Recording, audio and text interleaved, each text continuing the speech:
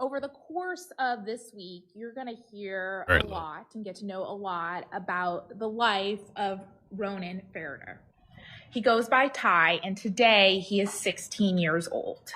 But this case starts, and really the focus of what his life was like is how his life was in end of December 2021 and January of 2022 when he was just 14 years old.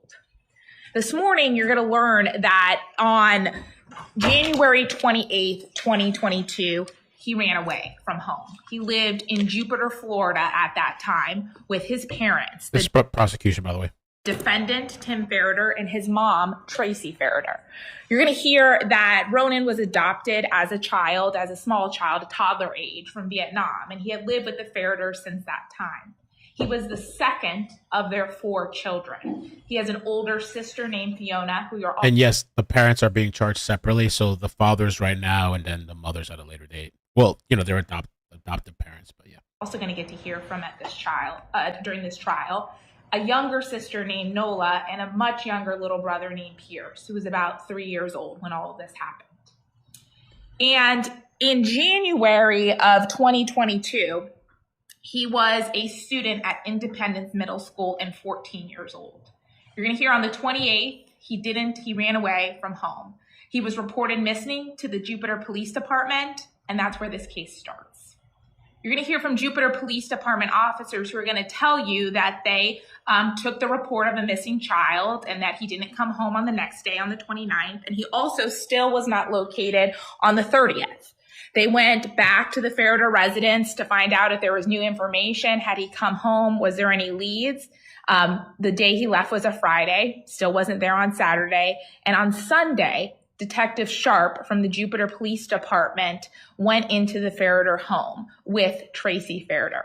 You're going to hear it's at that point that for the very first time, he learned about how Ronan was living, about what his living situation was like at home with his parents.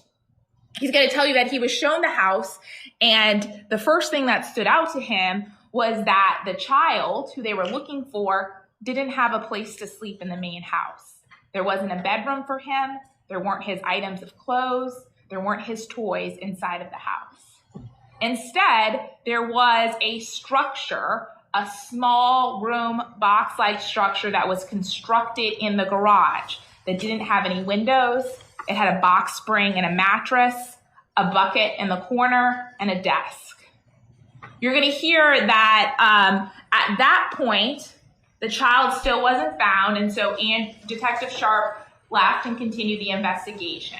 And the next day, which is Monday, January 31st, Ronan shows up at his school. And there he is made secure, made safe by the Jupiter Police Department. And that's when the criminal investigation really starts, after they had the opportunity to speak to him. You're going to hear that as part of the investigation, during that initial walkthrough of the room, Detective Sharp realized that that small cell-like room had a ring camera in the corner to observe the occupant of the room. And so as part of his investigation, he served a search warrant to the Ring Corporation to see if they had maintained any videos. And you're going to get the opportunity to see and hear that evidence that was returned from the Ring Corporation, because that Ring camera captured moment after moment of Ronan's life in that room.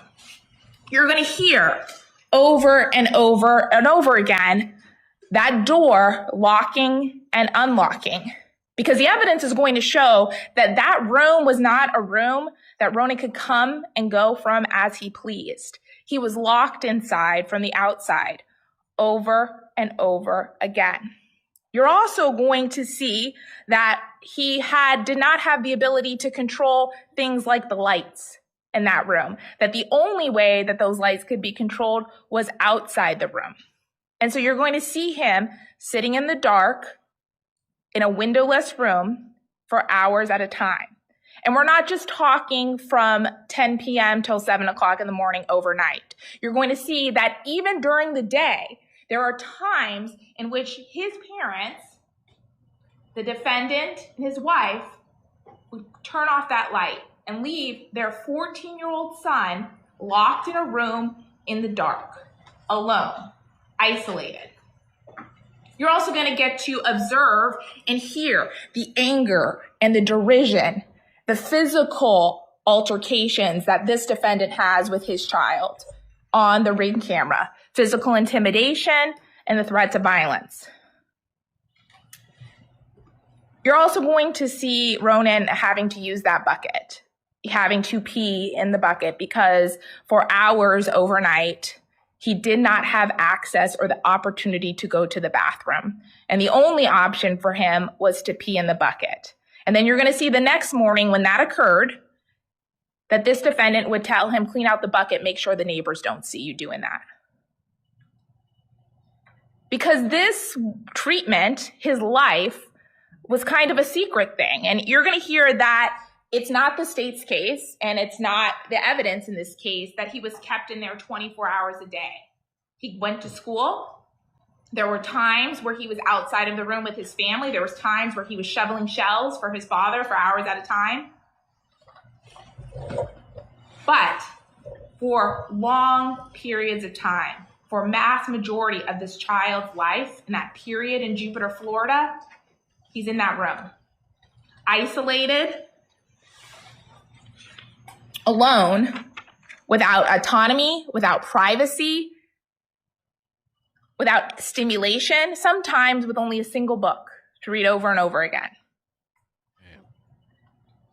As part of the evidence in this case, you're going to hear that the defendants are charged with that 4-week period, that 4 to 6 week period, because the family moved to Jupiter, Florida in December of 2021. Mid-December, kind of a week or two before Christmas. And this all happens at the end of January. So we're talking about 6 weeks when they are in Palm Beach County, Florida. And so that's the charge time period. That's the criminal conduct that we're talking about. But the state expects that you're going to hear evidence about Ronan's life before the family moved to Florida, when they lived in Arizona.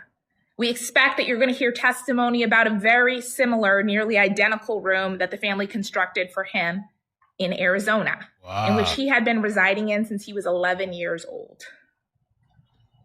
You're going to hear that that room had no access to a bathroom, no control of the lights, no freedom of movement, that he was recorded, and that he was locked in from the outside with only a bucket to go to the bathroom. The charges in this case are aggravated child abuse, child neglect, and false imprisonment.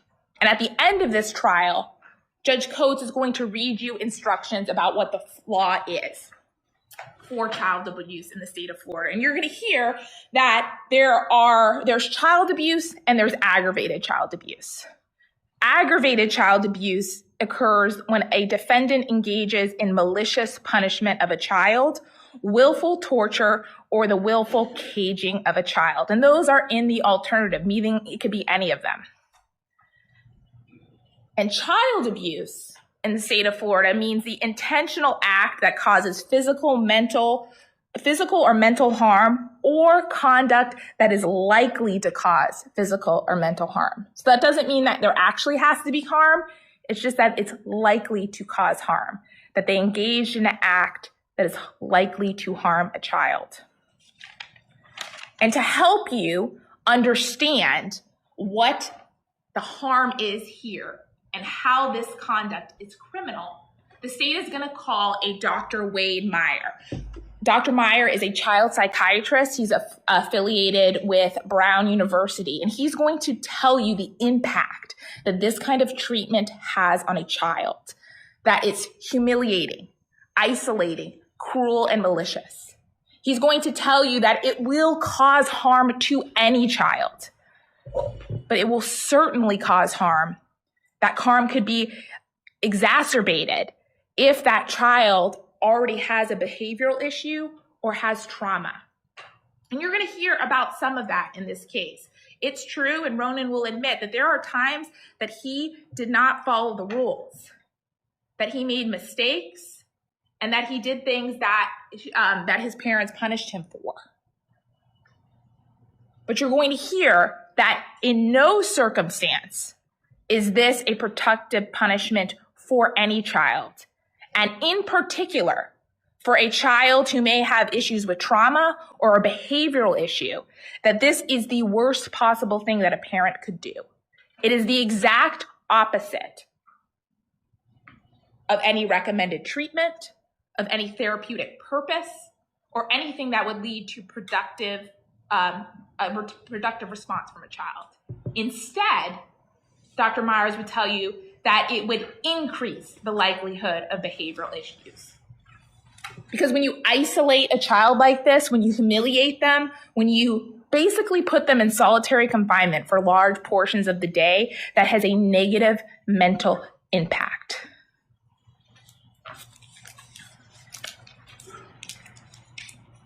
At the end of this trial, Judge Coates will instruct you on the law, but I want to be very clear on a couple of things. The state here does not have to prove that every moment of its day they were committing a crime against Ronan Ferriter. We don't have to prove that there are no moments when he was let out of the room. That's not the state's case, and that's not what Dr. Myers is going to say is necessary to cause harm. We also don't have to prove, and you're not going to hear, that there's any kind of legal defense or special standard for a child that has behavioral issues. That if overruled. The law, you're going to hear from Judge Coates. The law you're going to hear from Judge Coates is not going to be that there's any kind of affirmative defense or that there's any different standard just because a child has behavioral issues. We're here today because of the actions of Tim Ferriter towards his son. They were ongoing, they were intentional, and they were criminal.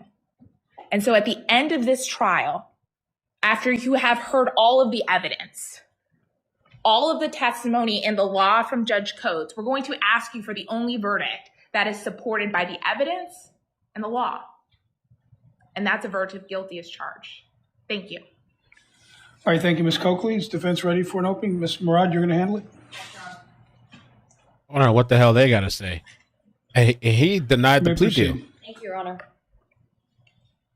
It is a parent's responsibility to make tough choices. Tough choices to protect their child. Tough choices. Choices to protect their other children. And tough choices to protect the community. And that is what Tim Ferriter did. He was faced with an impossible situation.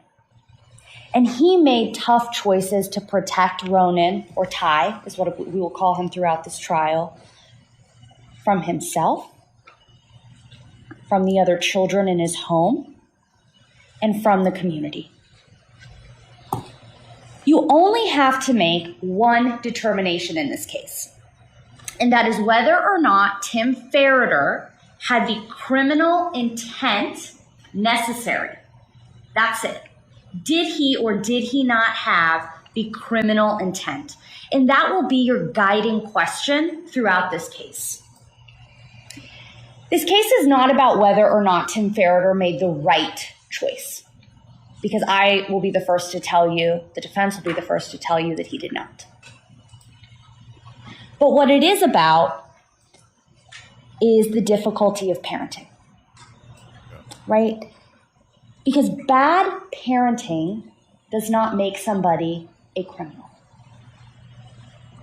Bad parenting does not mean that a person should be charged with a crime. It makes them human. It makes them a parent who is trying to figure out, when faced with a child, as you'll hear throughout the trial, who has consistent and escalating behavioral issues, how to handle them. You will learn more throughout the trial, but I want to try in these next few minutes to share with you what that relationship looked like. In 2009, Tim Ferriter and his wife Tracy took the very long flight to Vietnam to adopt their first son, Ty. At that point, him and his wife Tracy had spent some time in the Honduras, and so they were really motivated to adopt. And the first child that they adopted, Fiona, who you will hear from in this trial, is Chinese. And after they had Fiona, they were really excited to adopt again. And they wanted her to have a sibling that was culturally close to her. While they were waiting for Ty to get the news that they were going to be able to adopt from Vietnam, they had their first biological child, Nola. And within just a few years, they go from this young couple to a little family. They have 3 little babies. And this is really the first iteration of that family before Pierce comes along several years later. Tim and Tracy love these children. Objection, Your Honor. Overruled. They did everything that they could when they were young. Karate, softball, soccer. Ty was in track. He loved Legos. They got him science posters and galaxies. So he had a periodic table of elements and stuff about galaxies in his room because those were his interests. But what we don't know is how our stories will be written. We don't know where our children are going to end up.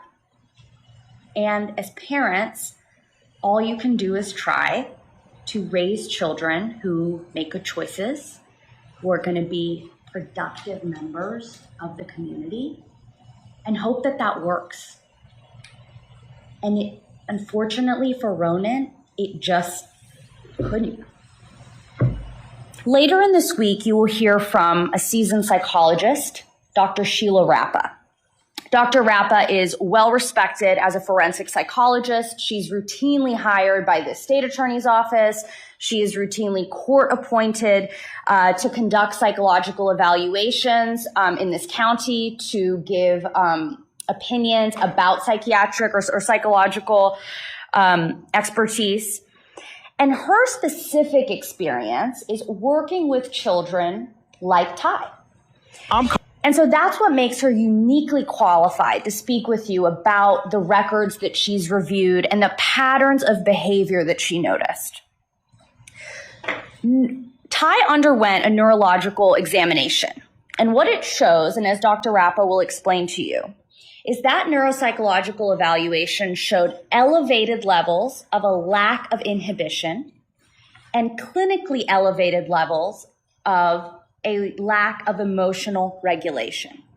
And as Dr. Rappa will explain to you, these elevated levels are associated with early life brain development, usually when someone's a baby, pre-verbal, or even in utero. And that makes sense because Dr. Rappa reviewed records, early childhood records of Ty. And what they show is that he had malnourishment, he was not well taken care of when he was dropped off at the orphanage and while he was there. We can't know his exact medical history because his biological mother just left him at the orphanage, but the records that Dr. Rappa has reviewed over the course of Ty's life, in addition to some of the depositions taken in this case, other records, they will show you that, for a very much lack of a better term, Ty is wired this way. It is a function of brain development. And it's why the Ferriters continued to see patterns of behavior that would not stop. I want to take you through some of those patterns. Since he was a kid, Ronan had aggressive outbursts and tantrums.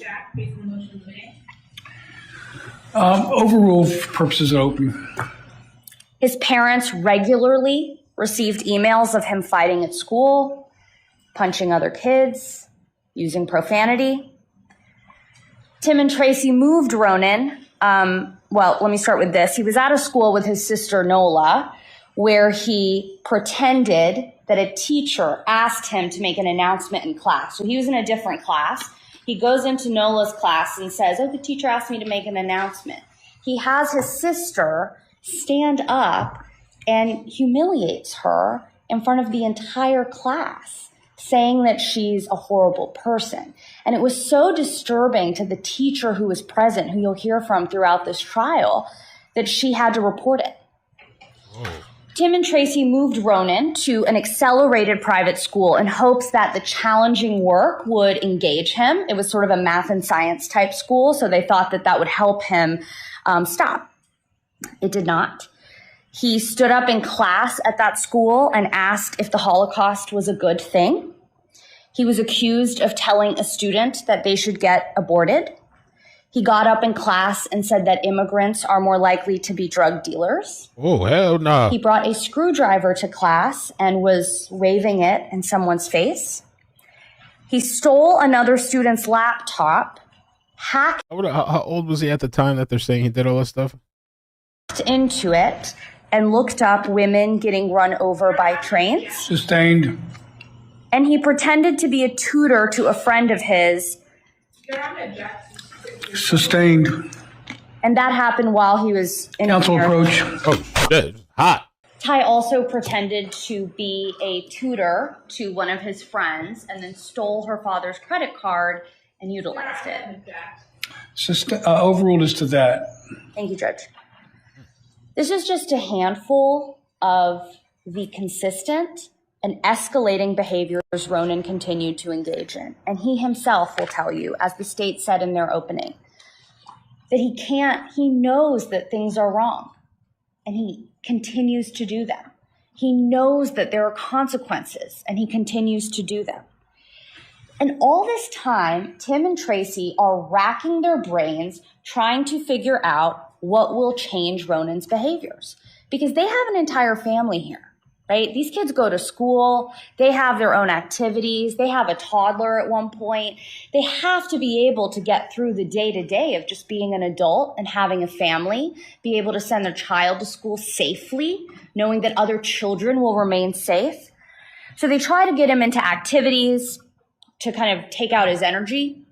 And when they see that's not working, they do counseling. They give him the medications that he's prescribed. They try to help him sleep at night because he keeps wandering the house.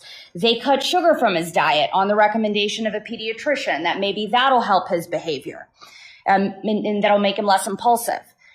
This family is going from place to place to place, from appointment to appointment, trying to figure out how to get this child actual help, how to get a diagnosis, and how to get medication that will change his behavior. And as we discussed in voir dire together, what they found was a revolving door of doctors and therapists, and no one was able to offer them the help that they needed. You will see that Tim tried to curtail Ronan's behavior when nothing else worked, and there will be some videos of that. It's not always going to look pretty, just as it doesn't look pretty in real life when a parent gets mad at their kid. Particularly a child, and you must remember when you see the videos, particularly a child who for years and years and years is continuing to engage in these behaviors, who will not stop. In 2019, while living in Havasu, Arizona, Tracy and Tim had their last and youngest child, Pierce. And at that point, they are fearful. Ty, Nola, and Fiona are a little bit older. They're about 10, 11 years old. And Pierce is coming in as an infant. And at this point, Ronan had been hurting other kids at school.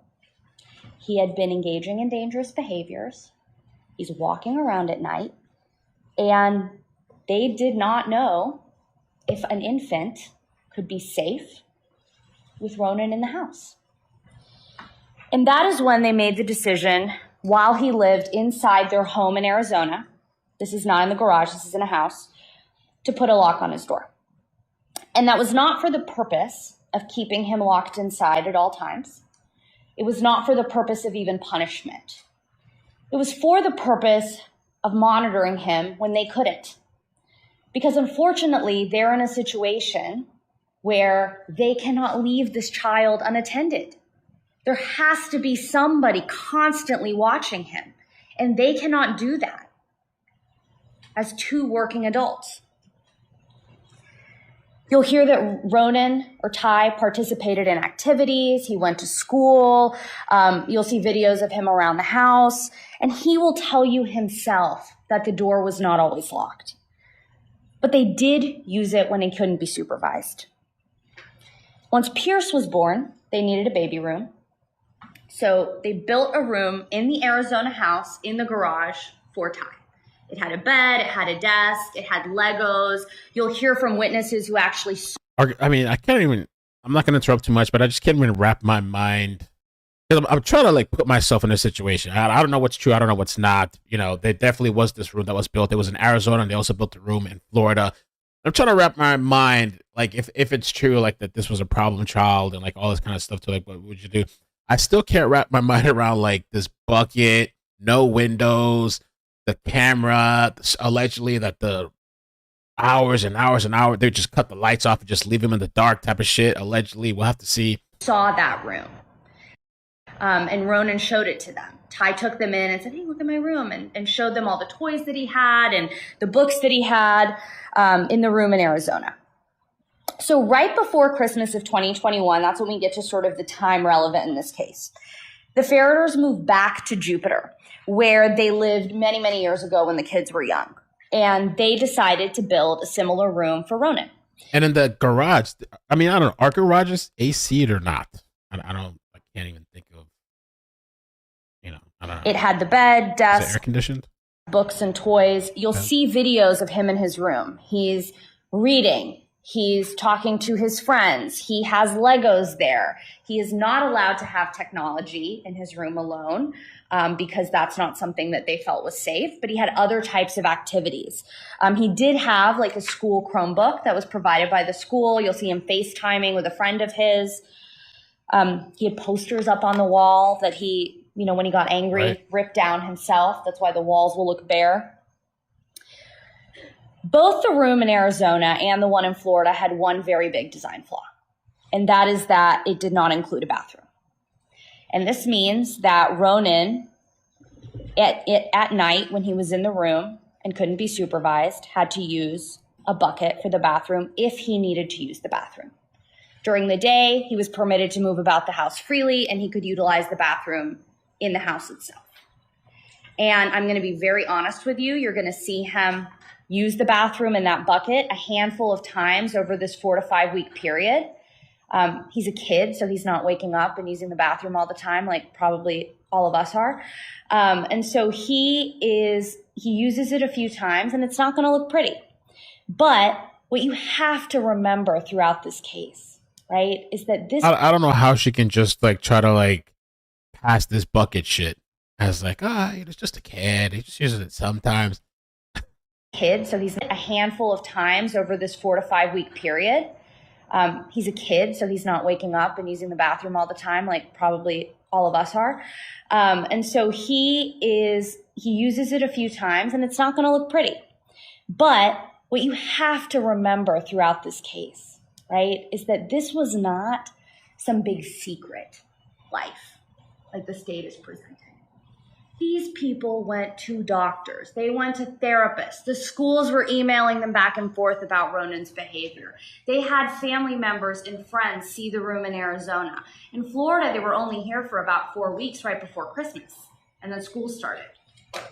So this is not some sort of secret life that they had for Ronan. Everybody knew that Ty had behavioral issues. Everybody knew that Tim and Tracy were trying to get a diagnosis so that he could get appropriate help, and it never happened. As you review the evidence in this case, you have to remember that the issue at hand is not whether or not Tim Ferriter is a great dad. It is not whether Tim Ferriter did what you would have done, and it's not even if Tim Ferriter did the right thing, because our own expert, Dr. Rappa, will say that he did not, and that those actions could have been damaging to the child. That does not make his actions a crime. The singular question in this case is whether or not there was criminal intent. Because what Tim did not do is have his child arrested. Not one time.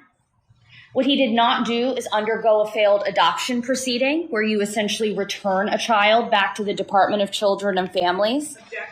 Sustained. He paid. Sustained. Okay. No need to approach. I sustain the objection. He paid for private schools so that Ty could have activities that he was engaged in. But he had to make tough choices to protect his son, to protect the other kids in his home, and to protect the community from a child who was already showing, a screwdriver in class, hitting other kids. He had to do that. And though he didn't handle it correctly, his intentions were not criminal. Dr. Rappa will testify, based on her extensive experience and review of the records, that what she sees in this case is not malicious. That what she sees in this case is actually very common for parents with children who have such extensive behavioral issues that are hard to sort of diagnose and pinpoint.